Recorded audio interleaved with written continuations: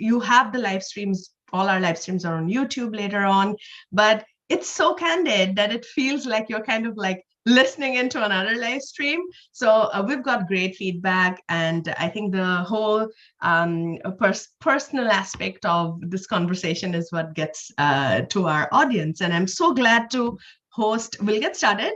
So glad to host you today, Reinis. Hi, everybody. It's been a few weeks since I was hosting one of our Thursday lives.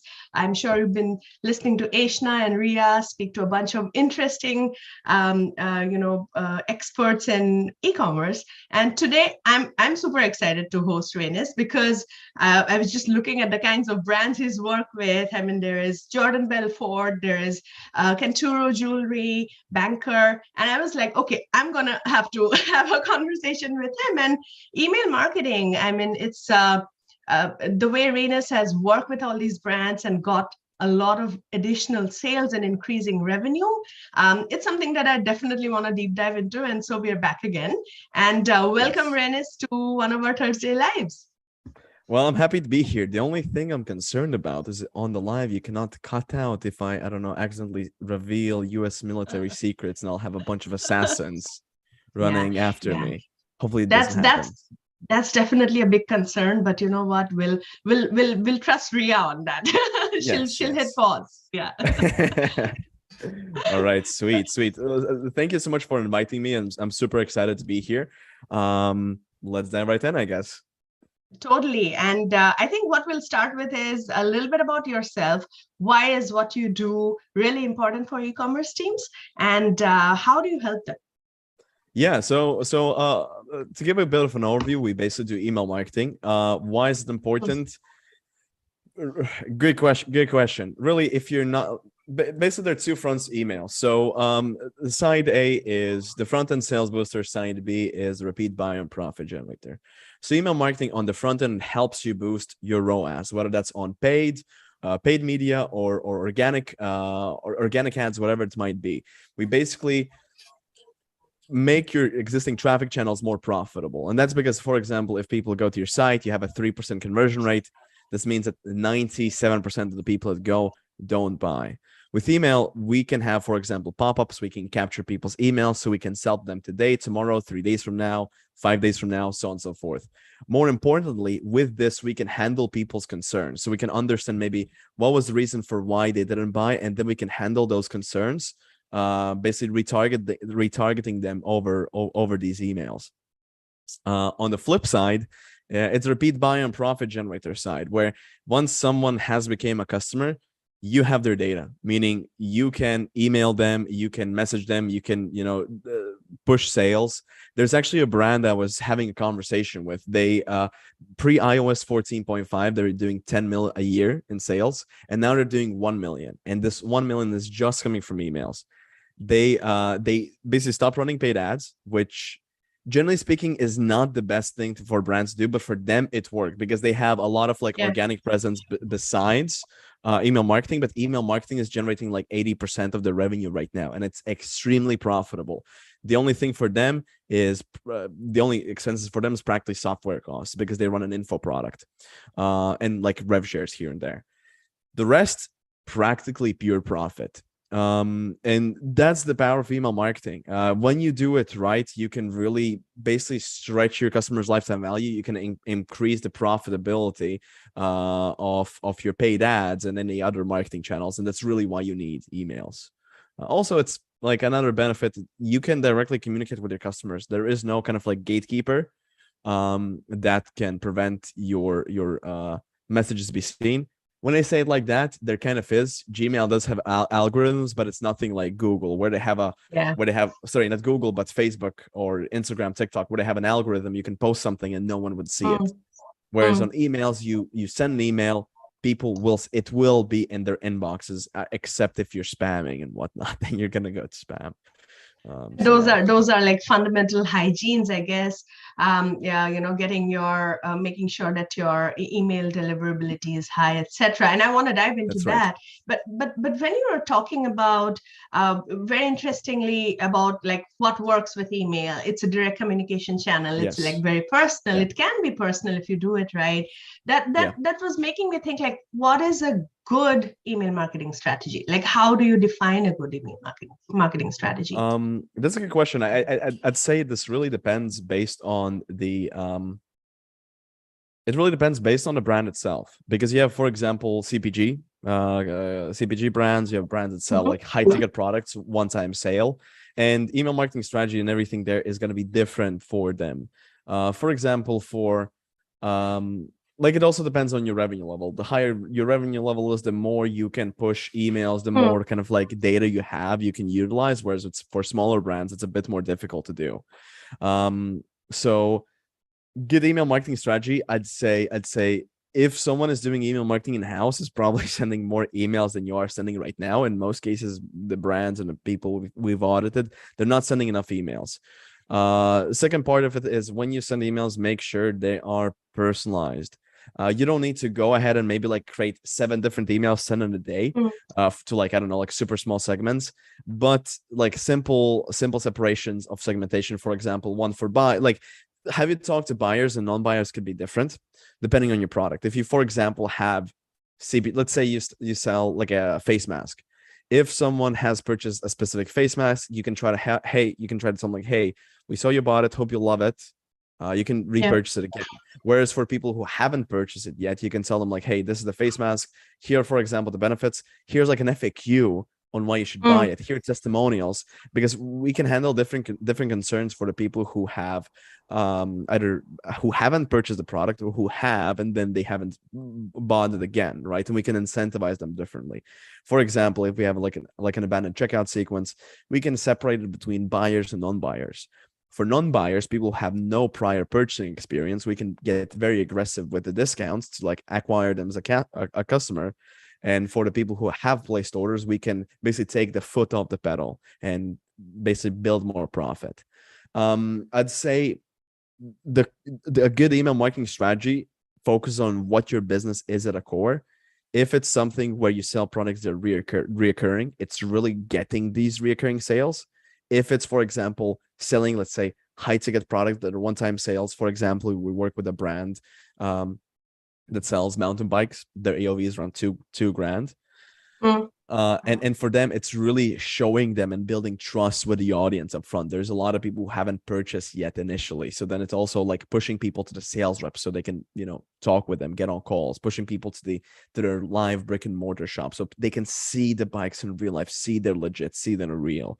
And for the existing customers, it's basically telling them like, hey, look, you have this bike, your family's probably jealous. Treat them and get them something, get something for them as well. So yeah, I'd say a good marketing strategy, it focuses, like, to distill it down and take a step back. You have 2 things: email marketing flows and campaigns. On flows, you focus on behavioral retargeting. If they do something on the shop, they receive specific emails.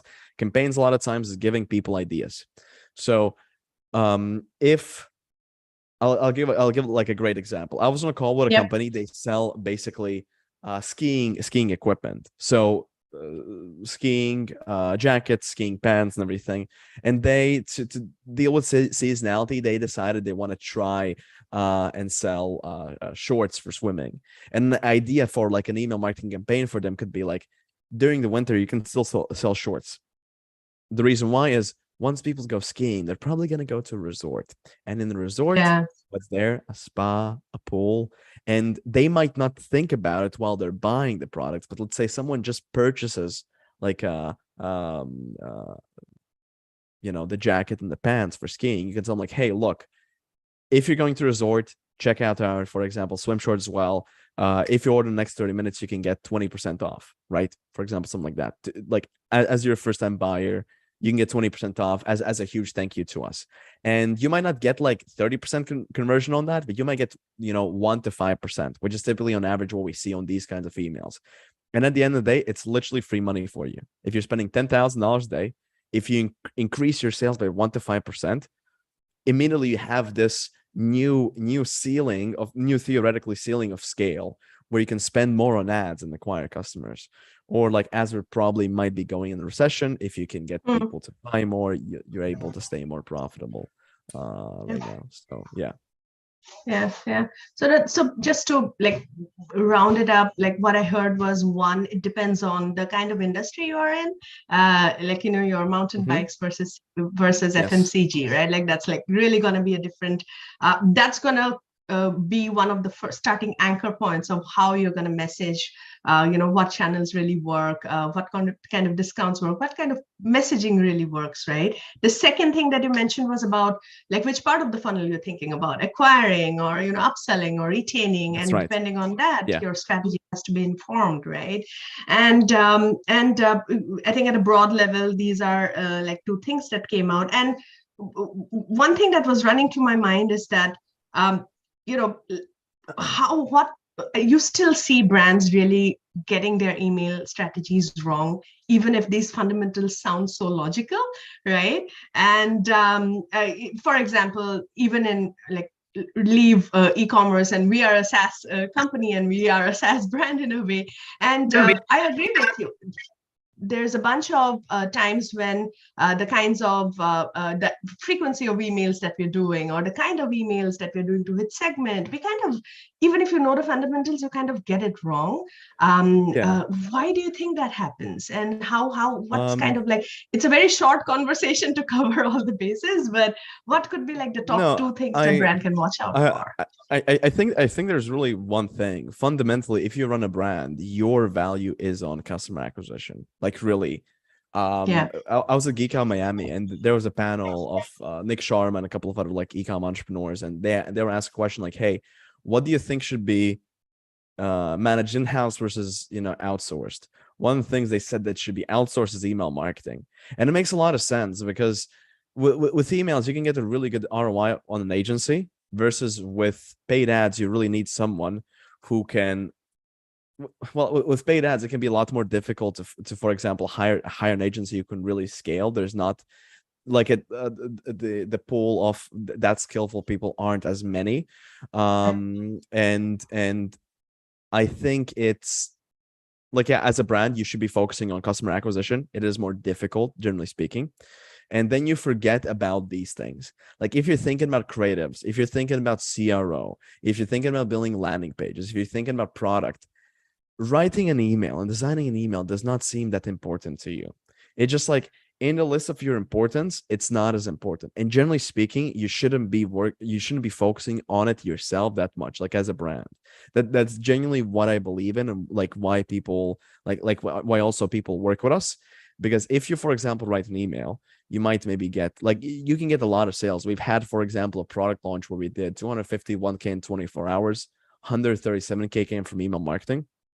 But on a month-to-month basis, the only issue with email marketing, it is kind of capped to where your total revenue is. So for example, if you're doing 100K a month, it's very unlikely that the email marketing is gonna, you know, get you to 200K. What's gonna get you to 200K is, you know, client acquisition. The retention is gonna be a lagging measure, meaning if your client acquisition increases, your retention is going to follow afterwards. And that's why as a brand owner, I think generally speaking, you don't think about the email marketing that much. You think about how can I acquire more clients? How can I make paid ads more profitable? How can I increase AOV? How can I add more products to the catalog? Or how can I improve the product? And then email marketing, like the retention kind of falls under, falls like in a pile of other important things to do. That's why I believe brands are not doing the fundamentals correctly, generally speaking. Yeah, that's a great point, which segues very well into my next question. You know, with CAC shooting through the roof a lot, you know, and the kind of e-commerce marketplace taxes that you're paying today, it's super important for your D2C store also to have a really good conversion rate and really convert. You're spending so much dollars bringing each individual user, and you don't want them bouncing off after adding a couple of things to your cart, right? So it's a very email and your store conversions and, you know, optimizing your CLV goes really strongly hand in hand, right? And what are some of these couple of examples or case studies? Is there something on your mind that you can share in which using email marketing as a great lever for your store conversions and your customer lifetime value to actually increase. Would love that. Yeah, 100%. I have a really great case study. I'll share my screen real quick and share Yep. it with you. It was basically like a completely new brand we started working with a while back. Basically month one, they were doing 600K a month in sales. 6.5K was coming from email, so barely anything. Month one, in the first 30 days, we scaled them to 269K from emails, and their brand scaled from 600K to 819K a month. That's a massive uplift. All of a sudden, that's amazing. They've generated a lot more sales. They're a lot more profitable, and they can spend a lot more money on ads. So that's I think the question is, how did you do that? Now that's the double click question. Yeah. Well, it goes back to what I said at the start. There are two things you really need for email marketing. One is email marketing flows, other is email marketing campaigns. Email marketing flows, they're behaviorally based, meaning you have people who are on the front end and the back end. I'll give some examples of flows you should have. I'll give examples of all the flows, a brand should need, but if you're setting up yourself, I'll tell you which ones you need to set up yourself, because if you do it yourself, you don't need to do anything. It's 80-20. I'll tell you the 80% where you can get sales. So if you set up yourself, you really need abandoned checkout, welcome series, thank you, bounce back, and some sort of like a longer retention. Recording stopped. There you go. We're going again. Those are the flows. So for the recording, in case it didn't catch on, abandoned checkout. Yeah, we are talking about the baseline flows that are going to give you 80% of your ROI. Yep. Yes. That like, if you have the choice between setting up yourself or not having anything at all, set them up yourself. Abandoned checkout, welcome series, response to pop-up to capture people's emails. Thank you series, bounce back series, and some sort of a post-sell upsell. Abandoned checkout, pretty straightforward. Welcome series with the pop-up. It's a pop-up that shows up on the site, whether you give a discount, whether you show a giveaway, you basically try to get people's emails. Then for the thank you emails, it's basically reassuring customers they made the right decision, giving them updates on their order. For the bounce back, you try to upsell them to another product immediately, whether that's the same product they purchased or a different product. Then the post-sell upsell, pretty straightforward. After a while, you try to upsell them to something. Then there's email marketing campaigns, which are basically, which is kind of like push marketing. So you have push and pull marketing. Pull marketing is the flows where someone does something, and then you try to pull them based on their action. Push marketing is you basically push something to a person, meaning like they did not do anything. They just got an email of you trying to sell them something. With these email marketing campaigns, if you do them yourself, you should be, if you send one a week, that's completely fine. It's very effortless for you to set up, but generally speaking, the bigger the list, the more you can send. Typically, we send like 2 to 4 a week, roughly. On average, it ends up being around 3. In Q4, we send around 30 a month. Yeah, specifically that's November, the hot time of the year. Yeah, that's exactly. The hot time of the year. Except for sunglasses brands, they die in like October. Q4 for them is not going well at all. But yeah, that's the overview. The full setup would be what we do is, let's say a brand is doing like $500,000, $1 million a month in sales. Abandoned checkout, abandoned cart, browse abandonment, site abandonment, welcome series will pop up. Thank you, bounce back, win back. We might have the campaign unsubscribe method, which is something I've written threads on. Campaigns could be more than 12 a month. Bounce back, win back, post upsell. Yeah, that's the core. Based on the brand, these might change a little bit. Yeah. So yeah. Then we have a few questions coming in from the live stream, so we'll quickly jump on into that. The first question is from Soumya. What are some of the top email campaign strategies I should consider for like BFCM or holiday sales or stuff like that? I'll say number 1, start early. So like start basically re-engaging the unengaged list early, like 6 weeks before Black Friday, Cyber Monday. Number 2 is focus on creating some sort of special offers, like bundle your products together and just show those bundles, explain how they work, and push those. Then be very clear and let people know when sales are happening and start sales early. Those would be like the simplest and most actionable tips. So number one, 6 weeks out, start telling people about it. Start re-engaging people who might not be so engaged right now. Work on creating bundles, take a bunch of products, put them together, slap a discount on it, just so you can increase AOV and make more sales. Then build a lot of hype, select a week before Black Friday arrives when you start to do sales, because on Black Friday everyone goes on sales. A lot of the smarter brands, they start sales early, but Black Friday is like the big sale day, but you can start even 2 weeks earlier. We had a brand where we did 136k euros with one email send. We sent because they launched a new product 1 week before Black Friday. Wow. So that was a really, really great uplift, right? And that day was more profitable, and they generate more revenue than Black Friday. So that's also something to consider. Also, increase your email frequency. If you're sending an email, an email a week, send 3, send 5. Just really really push it high up. And then for what are some of the best email marketing tools? There's one tool, Klaviyo. That's it. Forget everything else. As simple as that. And that question was from Kara. Yes, Yeah. So the question, one final, I think, before we start wrapping up, one question that was coming to my mind is that, a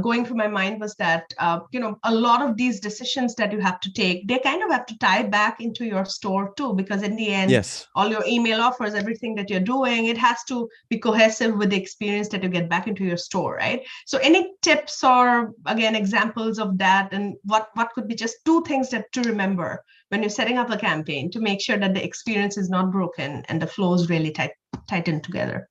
Yeah, good question. What we do here is we basically ask our graphic designers to basically go to the store and mimic the store's design in the emails. So the same buttons, the same, for example, font. You basically try think of your email as a mini website. That's the best mental model for that. Another thing is also don't be afraid to send text-based emails. So purely text emails, nothing else, just text that they're very personal. They can convert extremely well. Those are my 2 big tips there. Yeah. Okay. That's awesome. I think it totally makes sense for me. You can't go wrong if you try to make a miniature website. That's literally on brand. Either you get a graphic designer or you use Klaviyo along with Mode Magic, and you'll be fine too. So that's a plug, shameless plug right there. But thank you so much. I mean, I've got a lot of notes around best email marketing strategy. What do I make sure? What do I have to keep in mind to make sure that I'm not messing up my email marketing strategy, and what are some of the flows and campaigns that I just 80% of my baseline, right? How do I make sure that that's, even if I don't have anybody, how do I set? I'll invoice you and everybody who listened 100,000 euros for this information. It was internal and you have it information. No one's getting it for free. No one's getting anything for free from me. You always please reach out to Reinis. Please reach out to Reinis or reach out to us, and we will help you set up not just Mode Magic to run your store conversions really high, but also getting take Reinis' help and get Klaviyo up and running, and both work really well together. So thank you so much, Reinis. What we'll do, dear audience, is that we're going to kind of course, summarize all of this and put it together. We're going to get some more checklists from Reinis and make sure that that's up in the blog too. And Reinis, if someone wants to reach out to you, is Twitter, LinkedIn, what's the best channel? At email, Reinis. As simple as that. Or if you're a brand doing 50K or more a month in sales, you can go to agencyjr.com/call. That's agency, J as in Jacob. Joy. Yeah. Sure. R as in Reinis. Reinis.com/call. Yeah. Yeah, the JR does not stand for junior, contradictory to popular opinion. I was about to ask No, that. never. It's Jacob Reinis. It's me and my business partner. Ah. It's something that's cool, but we need to explain. So it's a bit of a caveat, but I think we can play around with it. So yeah, We can live with that. Awesome. yes, And of course, we'll be sharing that both the links that Renis just mentioned back with our live stream on YouTube as well as in the blog. Thank you so much. It was awesome talking to you. And yeah, likewise. everybody have a happy Thursday and a great weekend ahead.